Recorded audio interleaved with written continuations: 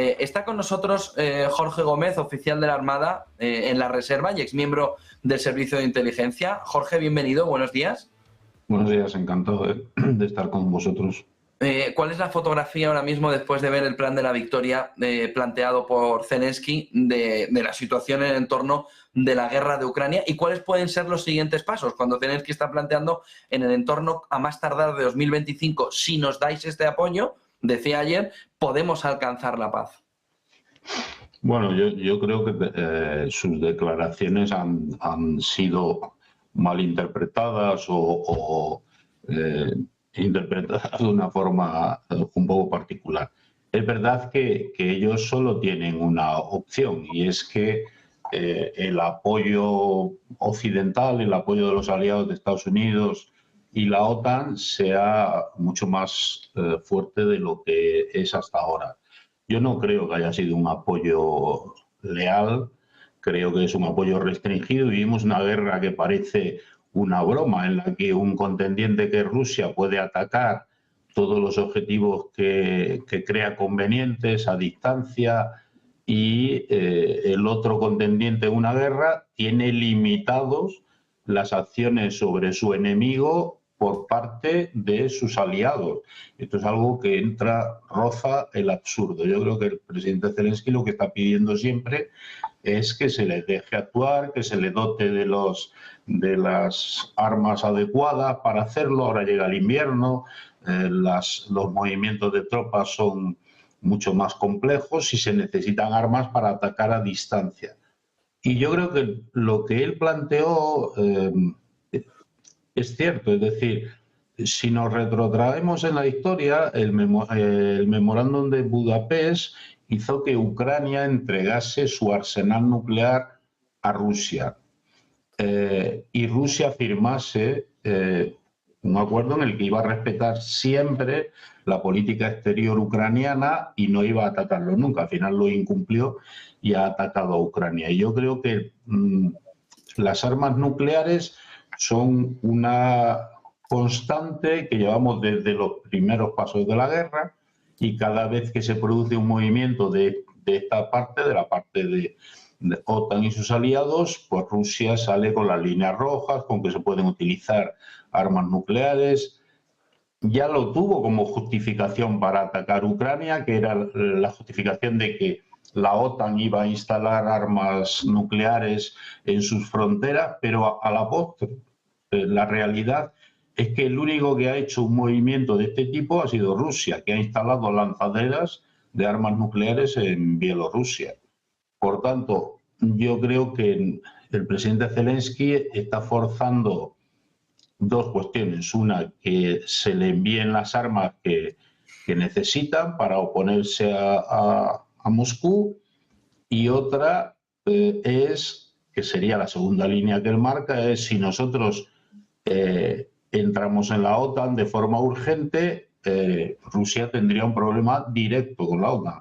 Yo realmente creo que esta segunda parte no se va a cumplir. Justo, Jorge, te iba a preguntar eso. Si crees que esa es una opción, Alemania, Estados Unidos han tenido sus reticencias, pueden cambiar de opinión, es decir, pueden ver en un escenario de guerra que fuera distinto un cambio, pero ¿crees que viéndolo desde Europa, ¿no?, que es de donde estamos, esa opción de entrada incondicional e inmediata en la OTAN, siendo uno de los 5 puntos que plantea Zelensky, se puede producir en un plazo de medio año, por ejemplo, para que Rusia vea esa fotografía cuando llegue al tercer año, ¿no?, al aniversario, al tercer aniversario, que enfrente no está Ucrania, está la OTAN? ¿O Rusia ya entiende que enfrente está la OTAN, pero no tiene fuerza para demostrar que de verdad está la OTAN? Yo creo que no se va a dar, porque sería, si Ucrania está en guerra con Rusia y nosotros se introduce de manera urgente en la OTAN, sería de aplicación, entiendo, del artículo 5 de inmediato, porque estarían atacando a un país perteneciente a la OTAN. Y esta escalada yo creo que no la quiere nadie. Lo que sí tiene que ocurrir es que Ucrania reciba las armas que necesita para enfrentarse a Rusia. Rusia, yo creo que ha dado en estos 2 años y pico de guerra, pues todos hemos variado, o casi todos hemos variado, la idea que teníamos de esa potencia bélica rusa. Es decir, a duras penas es capaz de avanzar kilómetros y vivimos en una guerra de, si me permiten el término, que no es insultante hacia ninguno de los dos, en una guerra de empate permanente. Es decir, avanzamos 25 kilómetros, retrocedemos 25 kilómetros, avanzamos en el Donbass los rusos, avanzan en Kursk los ucranianos. Es decir, una guerra con una frontera y un límite establecido desde el principio, y que no ha dado nunca esa idea de esa potencia que podía arrasar Ucrania, ¿no? Entonces, Rusia está en una encrucijada también. Los dos están en una encrucijada. Yo creo que los dos líderes tienen un problema ahora mismo, que es, ni Putin se puede permitir una paz que no responda a los intereses rusos, porque yo creo que lo eliminaría los suyos, ni Zelensky puede hacer concesiones que harían lo mismo en Ucrania. Entonces, los dos están en un callejón sin salida y nos vemos abocados a que esta guerra se prolongue en el tiempo, con un desgaste importante para Rusia, es verdad, pero en esa guerra de desgaste yo creo que quien pierde es Ucrania, porque Ucrania no tiene el mismo potencial de reclutamiento. Estamos hablando de un país, Rusia, con más de 140 millones de habitantes, creo, contra un país que ahora mismo no llegará a 30, si descontamos la gente que se ha ido del país y demás. Con lo cual, esa guerra de desgaste permanente perjudica siempre al más pequeño, claro.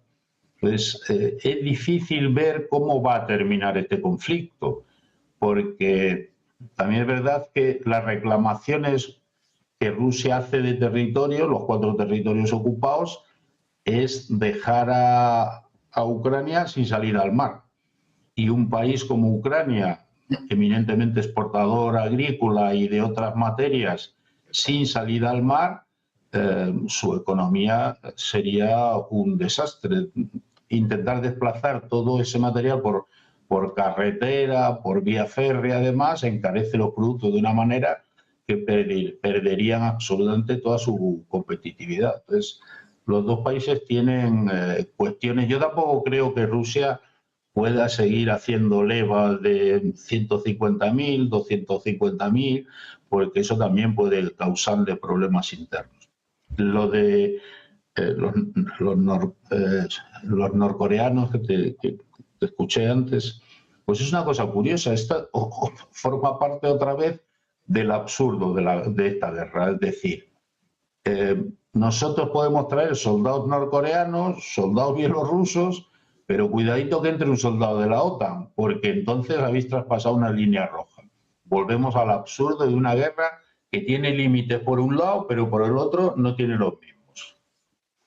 Quería también preguntarte, Jorge, alrededor de lo que sucedió ayer cuando acabó Israel con el líder de Hamás y empezó a plantearse la opción de que fuera un momento de punto y final. Dijo Netanyahu, no se ha terminado aquí todavía, pero ¿cuál es la fotografía ya no de la guerra entre Israel y Hamás, sino de la guerra contra las milicias de Irán o del entorno de Irán en la zona? ¿En qué punto está y cómo puede Israel también dar un momento de punto final a la situación alrededor de muchas milicias iraníes del entorno, que están en el entorno de Israel? ¿En qué momento está ahora mismo la guerra?